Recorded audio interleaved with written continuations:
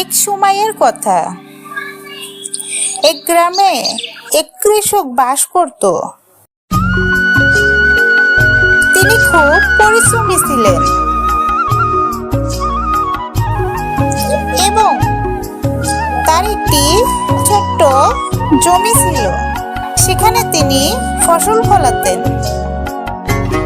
ক্ষেতের পাশেই ছিল একটি বড় বট গাছ। সেই গাছে এক চালাক কাক বাস করত। কাকটি খুব লোভী এবং দুষ্ট ছিল। সুযোগ পেলেই সে অন্যের খাবার চুরি করত। একদিন কৃষক অনেক কষ্ট করে কিছু গম তুললেন এবং শুকানোর জন্য উঠোনে ছড়িয়ে দিলেন। কাকটি দূর থেকে সব দেখছিল। সে ভাবলো, এটা তো আমার জন্য সুবর্ণ সুযোগ। কৃষক যদি এক মুহূর্তের জন্য অন্যমনস্ক হয়, আমি গমগুলো নিয়ে উড়ে যাব। ঠিক সেই মুহূর্তে এক মিষ্টি স্বভাবের শিয়াল সেখানে এসে হাজির হলো। সে কৃষকের ভালো বন্ধু ছিল এবং প্রায় তারা একসঙ্গে গল্প করত। শিয়াল কৃষকের পাশে বসে গল্প করতে লাগলো, কিন্তু হঠাৎ তার চোখ কাকের দিকে পড়ল। কাকের চেহারা দেখে শিয়াল বুঝতে পারল যে সে কিছু একটা প্রকৃতি করার পরিকল্পনা করছে। শিয়াল মৃদু হেসে বলল, কাক ভাই, তুমি এখানে কি করছো?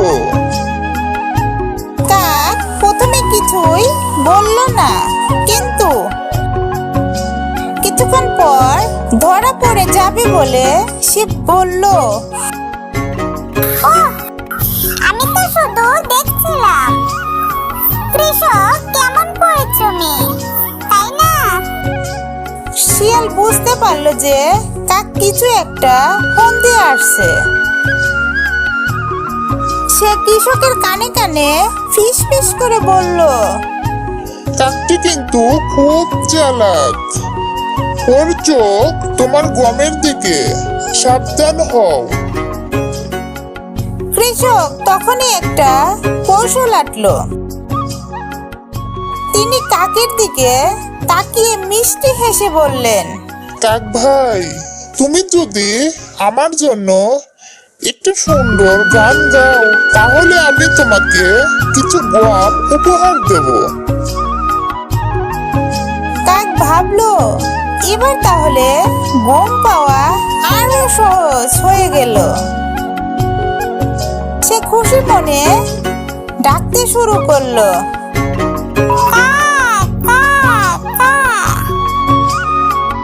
কিন্তু গান গাওয়ার সময় সে এত উত্তেজিত হয়ে পড়লো যে ডাল থেকে পড়ে গেল। কৃষক সঙ্গে সঙ্গে তাকে ধরে ফেললেন এবং শাস্তি হিসেবে কিছুক্ষণ আটকে রাখলেন। ততক্ষণে শিয়াল মজা করে বলল, দেখলে কাক ভাই, লোভ সবসময় ক্ষতি ডেকে আনে। লজ্জায় মুখ নিচু করলো এবং প্রতিজ্ঞা করলো যে ভবিষ্যতে সে আর চুরি করার চেষ্টা করবে না। এই গল্পের শিক্ষা হলো, লোভ করলে শেষ পর্যন্ত ক্ষতি হয়, আর চতুরতার সঙ্গে মিষ্টি ব্যবহার করলে দুষ্টু লোকদেরও ভালো পথে আনা যায়।